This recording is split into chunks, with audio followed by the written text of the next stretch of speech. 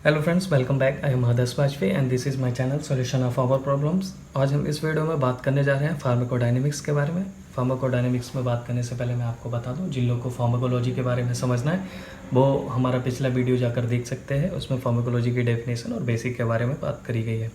तो अब हम बात कर रहे हैं फार्माकोडायनेमिक्स के बारे में। फार्माकोडायनेमिक्स को समझने से पहले मैं एक बात बताना चाहूँगा आपको।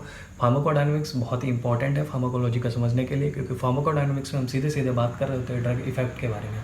ड्रग इफेक्ट को समझना बहुत इंपॉर्टेंट है, क्योंकि बिना इसके समझे हमको फार्माकोलॉजी समझ में आने वाली नहीं है। तो अब हम बात कर रहे हैं फार्माकोडायनेमिक्स के बारे में। फार्माकोडायनेमिक्स की सीधी सीधी डेफिनेशन है वो क्या कहती है? वो कहती है कि what does drug do to the body. यहाँ पे दो कीवर्ड्स निकल के आते हैं, drug, second body. What does drug do to the body, drug body के साथ क्या करती है, ये फार्माकोडायनेमिक्स के अंदर हम समझते हैं। तो फार्माकोडायनेमिक्स को समझने से पहले हम दो क्वेश्चन अपने आप से पूछना चाहिए, और उनको हम पूछते हैं और उनको सॉल्व करते हैं। ये क्वेश्चंस का आंसर मिलते ही हमको फार्माकोडायनेमिक्स समझ में आ जाने वाली है। तो वो क्वेश्चन कुछ इस प्रकार है। आस्क योर सेल्फ, अपने आप से पूछिए, why you are taking medicine, आप दवाई क्यों खाते? What happened when you took medicine, क्या घटित होता है आपके साथ जब आप मेडिसिन लेते? तो ये दो क्वेश्चंस के आंसर आपको बेसिक से मिल जाएंगे, और अगर जब इन क्वेश्चंस का आंसर आप पा जाएंगे तो फिर आप फार्माकोडायनेमिक्स को समझ जाएंगे, और फार्माकोडायनेमिक्स को समझ गए तो फार्माकोलॉजी समझना आपके लिए बहुत ही ईजी हो जाएगा। चलिए अब हम बात करते हैं इन क्वेश्चंस के आंसर के बारे में। Why you are taking medicine, तो अगर किसी से क्वेश्चन किया जाए तो वो सीधा सा आंसर देगा कि हम why you are taking medicine, तो हम दवाई क्यों लेते हैं? तो हम डिजीज़ को ठीक करने के लिए, डिसऑर्डर को ठीक करने के लिए दवाई लेते हैं। डिसऑर्डर जो होता है वो धीरे धीरे मेंटेन हो जाएगा, डिजीज जो होती है वो ठीक हो जाती है, डिसऑर्डर मेंटेन होता रहता है। अब हम बात करें डिजीज और डिसऑर्डर में क्या डिफरेंस है। ये पिछले वीडियो में भी मैं डिजीज और डिसऑर्डर का नाम लिया था, तो इसको क्लियर कर देना चाहता हूँ। डिजीज और डिसऑर्डर में क्या डिफरेंस है? तो डिजीज़ वो होती है जब कोई बाहरी एजेंट हमारी बॉडी के अंदर आ जाता है और वो हमारी नॉर्मल फिजियोलॉजी को बदल देता है, तो फिर वो जो कॉज करता है वो डिजीज़ कॉज करता है।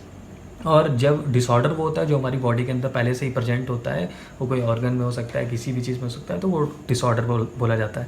तो फर्स्ट क्वेश्चन का आंसर मुझे मिल चुका है कि why you are taking medicine, तो हम दवाई क्यों लेते हैं? डिजीज़ या डिसऑर्डर को ठीक करने के लिए दवाई लेते हैं। बिल्कुल right, absolutely right. What happened when you took medicine, क्या घटना घटित होती है कि जब आप मेडिसिन लेते हैं? अगर सेकंड क्वेश्चन का आंसर हम लोगों ने पा लिया तो हम फार्माकोडायनेमिक्स को बहुत ही आसानी से समझ सकते हैं। चलिए सेकंड क्वेश्चन का आंसर हम लेते हैं। तो व्हाट हैपेंड, हैपेंड में यहाँ पे जो हैपेंड वर्ड है ना, क्या घटना के यहीं से हम निकाल लेते हैं कि हमको दो चीज़ें निकलती है। तो दो चीज़ें वो क्या निकलती आती है कि एक तो डिज़ायरेबल इफेक्ट निकलता है और एक अनडिज़ायरेबल इफेक्ट निकलता है। तो किसी मेडिसिन को लेने के लिए हमको दो इफेक्ट मिलते हैं, एक डिज़ायरेबल, एक अनडिज़ायरेबल। डिज़ायरेबल इफेक्ट वो होता है जिसकी वजह से मेडिसिन हमने ली है, जिस वजह से हमने मेडिसिन ली है वो ठीक हो गई हो, तो वो उसका डिज़ायरेबल इफेक्ट हो गया। अनडिज़ायरेबल इफेक्ट ये हो गया कि जो हम ना चाह रहे हो और वो फिर भी हमें मिल गया हो, तो वो अनडिज़ायरेबल इफेक्ट हो गया। चलिए अब बात करते हैं डिज़ायरेबल इफेक्ट के बारे में।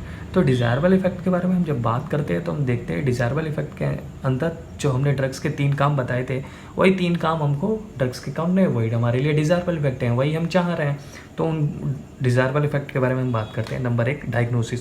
अब डायग्नोसिस का हमने पहले आपको समझा चुके हैं। डायग्नोसिस जैसे हम एक्सरे लेना था, तो एक्सरे में हमको क्लियर एक्सरे लेना था, तो हमने बिस्मथ सल्फेट लिया था, जो हम पिछले वीडियो में इस बारे में बात कर चुके हैं। तो बिस्मथ सल्फेट हमने लिया था, तो उससे हमारा एक्सरे क्लियर हो गया, तो वहाँ पर हमें ड्रग्स की ज़रूरत पड़ी, तो वो डायग्नोसिस में हमको वो चाहिए ही था, इसलिए वो हमारे लिए डिज़ायरेबल इफेक्ट हो गया। देन आता है प्रिवेंशन, क्योंकि कोई वैक्सीन ली, वैक्सीन जब हमको डिजीज़ ही ना हो उससे पहले जब हमको वैक्सीन लगती है, जैसे एंटीबायोटिक्स, बहुत सारी वैक्सीन्स आती हैं, उनके बारे में पिछली बार बात कर चुके वीडियो में, तो वो प्रिवेंशन के तौर पर हमने जो ड्रग्स वैक्सीन के रूप में ली, तो वो हमारे लिए डिज़ायरेबल इफेक्ट हो गया, क्योंकि वो हमें चाहिए था। एंड देन ट्रीटमेंट आ जाता है, जब हमको कोई डिजीज़ या डिसऑर्डर हो गया तो फिर उसको हमको ठीक करने के लिए जो हमने ड्रग्स लेते आ रहे हैं या लेनी पड़ रही है, तो वो ट्रीटमेंट हो गया हमारा, तो वो डिज़ायरेबल इफेक्ट में हो गया, क्योंकि वो हमको चाहिए। अब उसके साथ साथ में हमको अनडिज़ायरेबल इफेक्ट भी मिल जाते हैं जो हमको चाहिए नहीं रहते, तो उनके बारे में बात करते हैं। अनडिज़ायरेबल इफेक्ट को हमने 3 कैटेगरी में रखा है। देन नंबर 1 साइड इफेक्ट मिल सकता है उसका, नंबर 2 एडवर्स इफेक्ट मिल सकता है, और नंबर 3 उसका टॉक्सिक इफेक्ट मिल सकता है। तो अनडिज़ायरेबल इफेक्ट ये 3 टाइप के हो गए, side effect, adverse effect and toxic effect. अब साइड इफेक्ट में बात करते हैं तो हम साइड इफेक्ट में एक नॉर्मल सा ले लेते हैं, वॉमिटिंग। जैसे कई ऐसी ड्रग्स लेने के बाद हमको वॉमिटिंग, नॉक्सिया और ये सारे मेनी मतलब कॉजेज जो हैं वो नॉर्मली मिल जाते हैं। कफ सिरप जैसे नॉर्मली आप पीते थे उसमें रहता था कि ये स्लीप कॉज कर सकती है, तो वो चीज़ें हैं जो वो साइड इफ़ेक्ट होते हैं। एडवर्स इफेक्ट कभी कभी रैशेस पड़ जाते हैं, बहुत मतलब हाई उसमें और देन टॉक्सिक इफेक्ट, कभी कभी होता है कि ड्रग्स लेने की वजह से ऑर्गन फेलियर भी हो जाते हैं। चलिए, तो हमने बात कर ली desirable effect and undesirable effect के बारे में बात कर ली। अब हम इसको एक एग्जांपल से समझते हैं। तो ड्रग हमारे लिए वर्क कैसे करती है, क्योंकि ड्रग इफेक्ट को ही समझना है, तभी तो हम, जाहिर सी बात है, फार्माकोडायनामिक्स क्यों समझ रहे हैं, क्योंकि हमको ड्रग का इफेक्ट समझना है कि ड्रग बॉडी में जाके आखिरकार क्या कर रही है। चलिए, एक एग्जांपल ले लिया एंटीबायोटिक।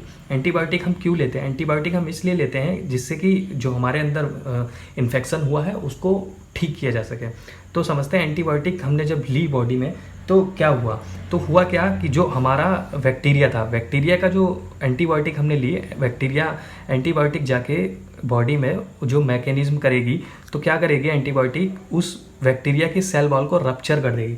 जब उस सेल वॉल की बैक्टीरिया की रप्चर कर देगी तो उसकी ग्रोथ को इनहिबिट कर देगी या पूरी तरह से ख़त्म कर देगी।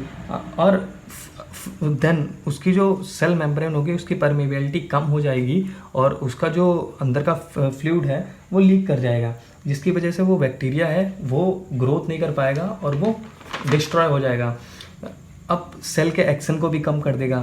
तो जो ये जो मतलब पेरेंट्स डीएनए है, पेरेंट्स डीएनए से डॉटर डीएनए में उसका टूट नहीं पाएगा, नहीं बन पाएगा, तो वो ग्रोथ नहीं कर पाएगा। और चाहते हैं आप बैक्टीरिया की ग्रोथ ना हो तो एंटीबायोटिक जो काम करना चाहिए, तो एंटीबायोटिक वो काम कर रहा है। तो उसके बाद में अब हमने समझ लिया कि एंटीबायोटिक ने किस तरीके से काम किया। तो फार्माकोडायनामिक्स में बेसिकली हमने क्या समझा? Desirable effect and undesirable effect. तो डिज़ायरेबल इफेक्ट वो जो हमको चाहिए था, अनडिज़ायरेबल इफेक्ट वो जो हमको नहीं चाहिए था, पर फिर भी हो जाता है। कभी कभी ऐसा भी होता है कि डिज़ायरेबल इफेक्ट हमको मिलता ही मिलता है और जो एक मतलब रहता है कि जो डिजीज़ हमको ठीक करनी है उसके साथ साथ में कभी कभी साइड इफ़ेक्ट में ऐसा होता है कि दूसरी डिजीज़ का भी ट्रीटमेंट उस ड्रग की वजह से हो जाता है, तो वो हमारे लिए बेनिफिट भी हो जाता है। तो वो साइड इफ़ेक्ट को इतना हम नॉर्मली नहीं लेते। फिर अब हमने इतनी बात कर ली, चलिए एक बार फिर से रिवाइज करते हैं। तो फार्माकोडायनामिक्स बेसिकली क्या गया? What does drug to do the body? Drug body के साथ क्या करती है? तो दो क्वेश्चन हमने अपने आप से किए। Why you are taking medicine? आप दवाई क्यों लेते हैं? तो डिजीज़ को ठीक करने के लिए। What happened when you took medicine? क्या घटित होता है जो आप दवाई लेते हैं? तो दो कंडीशन होते हैं, desirable effect and desirable effect. Desirable effect में हमने समझा diagnosis, prevention and treatment. Undesirable effect में हमने क्या समझा कि साइड इफेक्ट हो सकते हैं, एडवर्स इफेक्ट हो सकते हैं, टॉक्सिक इफेक्ट हो सकते हैं। And this is my part complete. और ये हमने इस तरह से फार्माकोडायनामिक्स कंप्लीट कर ली। एंड बहुत बहुत धन्यवाद आपका वीडियो वॉच करने के लिए। इसी तरह से मेरे चैनल को वीडियो को लाइक कीजिए और चैनल को सब्सक्राइब कर लीजिए। धन्यवाद। नेक्स्ट वीडियो में हम फार्माकोकाइनेटिक्स के बारे में बात करेंगे। धन्यवाद।